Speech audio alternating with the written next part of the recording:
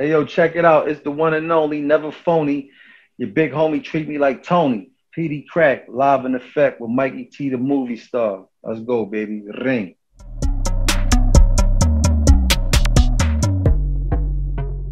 Could you tell me about the issues with Juelz Santana? Where did they all start? Was it over him not acknowledging you? All right, so look, I had already talked about this before, but I know I didn't talk about it on your shit, so I got you.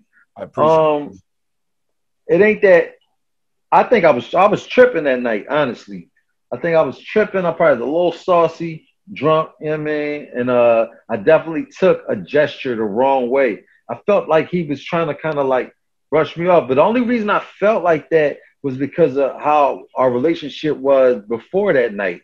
Like I felt, we would talk on the phone a lot, like, yo, what up, bro? You cool? You coming down? You coming to New York? I think we coming to Philly, and I mean, and we fuck with each other like that. So I was expecting a little more love than he was showing that night, and I think with the drink involved, I think I overreacted. Honestly, you know what I'm saying?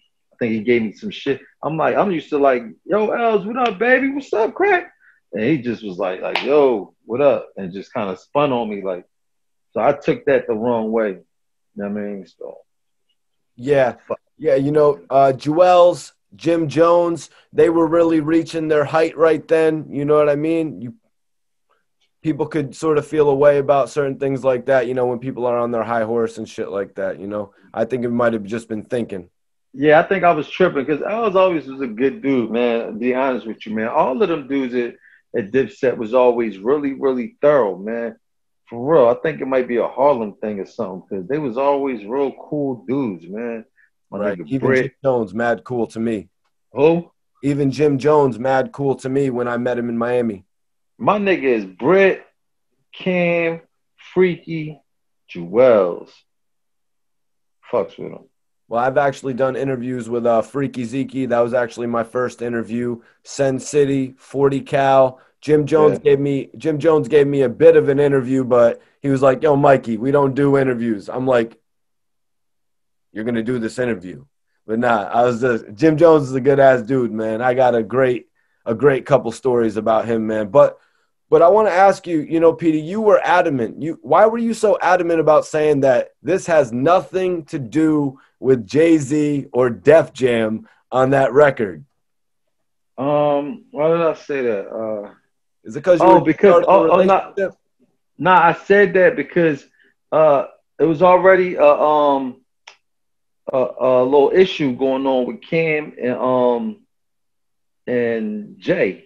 Remember, Cam and Jay always had Right. the little feud.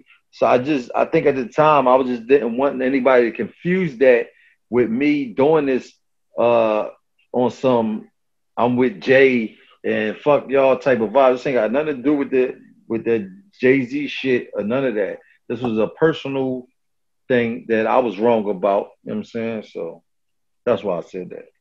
Nah, Petey, man, you're a big man to, admit when you're wrong and shit like that, bro. I can respect Hey, that. come on, man. That's my responsibility. You know what I mean? I apologize to him too. You know what I'm saying? Apologize to Els for that, man. Cause that and plus I really take my hat off to him because when I did get on that bullshit, he didn't even say nothing crazy about me.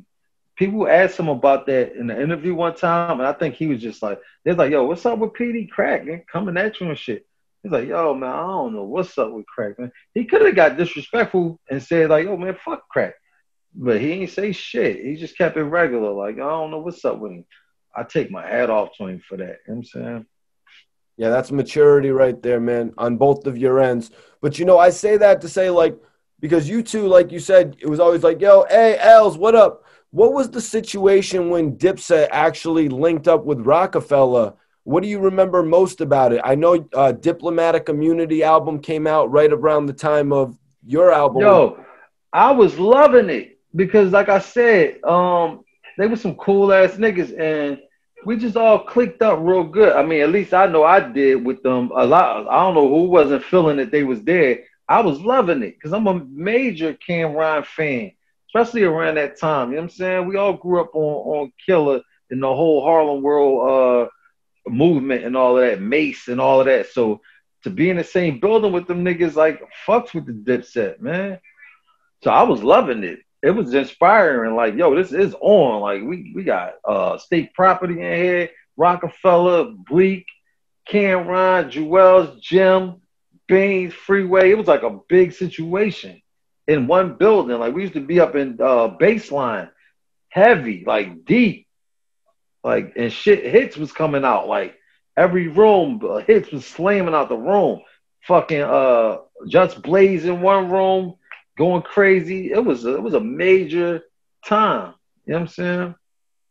That's what's up, man. So it really opened up a lot of doors for working with other artists. Uh, yeah, but to be honest, I wasn't really interested in that, man. You mean other artists outside of Roc-A-Fella? No, I mean, like when you would go in the studio, you would see, you know what I mean? You'd see, Oh you know, yeah, Freaky. You'd see Juelz in the studio. You'd see, you know what I mean? 40 Cal, maybe, Hell Rel, any of these guys. yo, check it. I did one for Peedi Crakk first with Cameron and Juelz up in baseline. So yeah, we came out with a lot of shit. I did Rainy Alarm in baseline. We did, man, I can't even name how many shit they did. What We Do Is Wrong in baseline. Rock the Mic, a bunch of shit.